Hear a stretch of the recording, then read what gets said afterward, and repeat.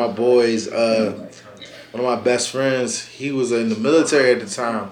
He was stationed like an hour from where I was, and I remember one of his boys came home with us one time, and he was just like, man, this go-go shit. We was listening to go-go on the way home. He's like, man, why y'all listen to this shit, man? This shit's so fucking stupid, man. He was like, what y'all banging on trash cans and shit? He's from like the South. He was from like Mississippi or some shit. Mm-hmm. So like we went. So like we was like, you know what? We're gonna take you to go see a go-go. Yeah. He was like, man, I really don't want to go, but since I'm here, I'll go. We took this man to go see Backyard. Never forget. We took him to go see Backyard at the Mad Chef Cafe. That's when Back was playing at the Mad Chef on Wednesdays. Yeah.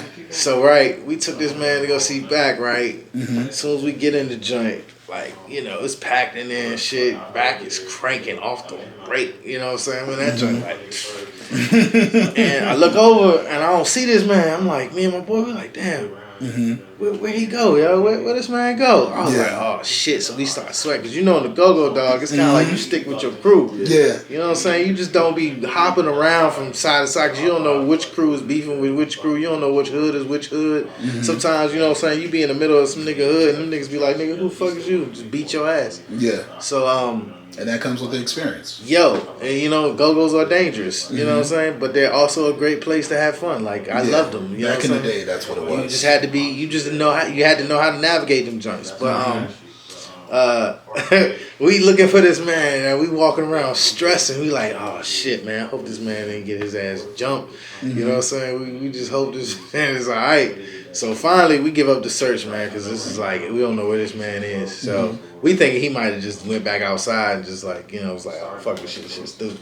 Yeah. So dog, we push our way to the front, man. Mm-hmm. I look up, man, this dude is in the front with his shirt off, swinging his shirt like he in that joint dancing too, getting a little slow wine. I'm just like, he in that joint just like, I'm just like, oh, that's what this nigga was. This guy up front getting his freak on with his shirt off, sweating. I mean, drenched. Mm-hmm.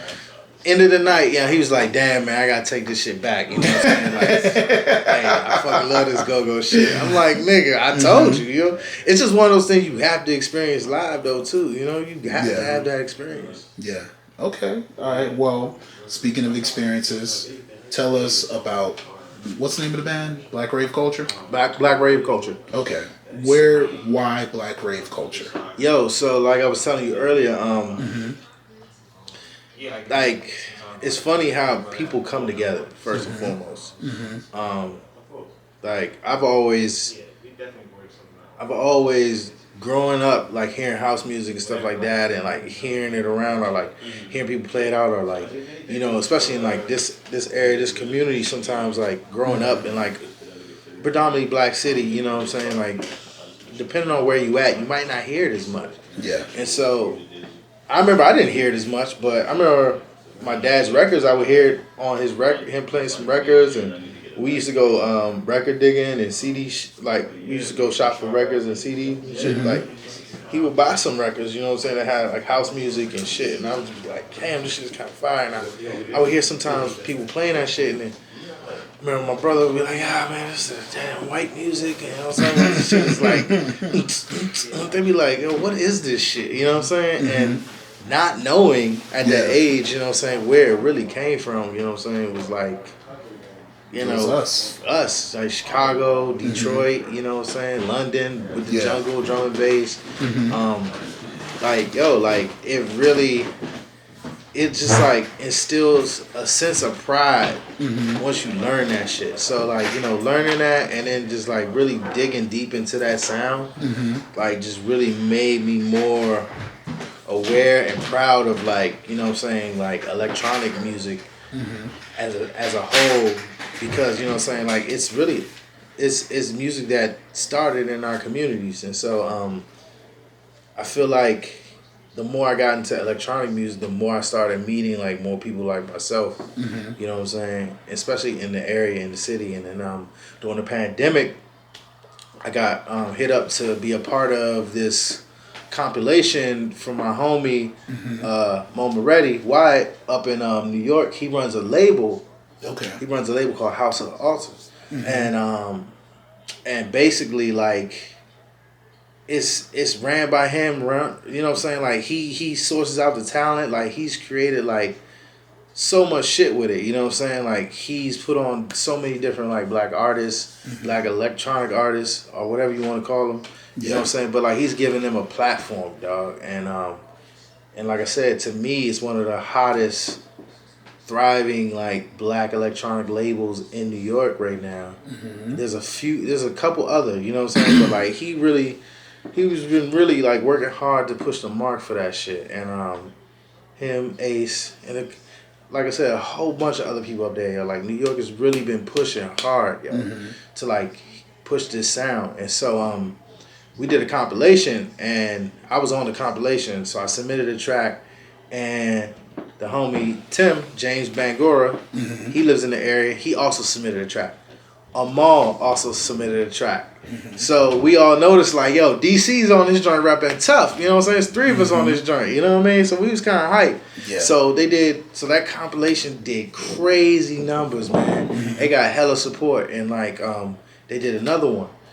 And then they did a third one, and on the third one, we were talking like, yo, we in the area, we should collab on a track and submit it to the joint. And so like, we collabed on a track and just put it out, you know what I'm saying? And like, we noticed within collabing with each other, like, yo, we had a really good time. It was really dope. It was really simple. Like, we did it like in no time. Yeah. So then we just all started linking up during the pandemic and just like tracking out, making music.